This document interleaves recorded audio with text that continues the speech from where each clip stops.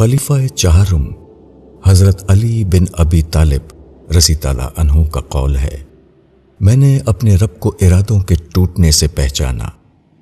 یہ معرفت کا ایک ایسا فارمولہ ہے جو ہر آدمی کو ہر وقت حاصل رہتا ہے۔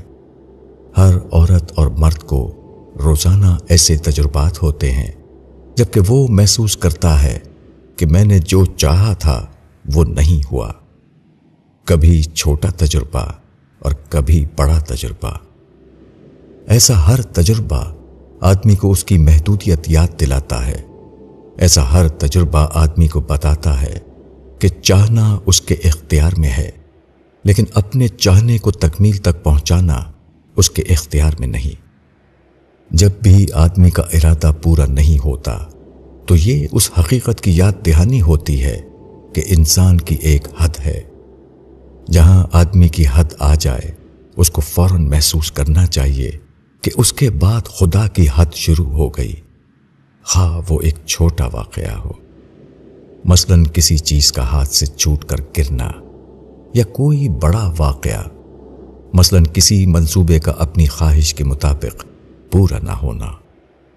اگر آدمی کے اندر شعوری بیداری آ چکی ہو تو ایسے ہر موقع پر وہ خدا کو دریافت کرے گا۔ ایسا ہر موقع اس کے لیے خدا کی معرفت کے حصول کا ذریعہ بن جائے گا۔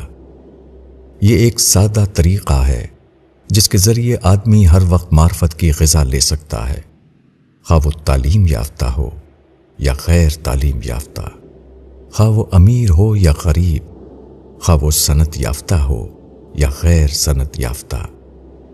اس قسم کا تجربہ عورت اور مرد کو روزانہ بار بار پیش آتا ہے۔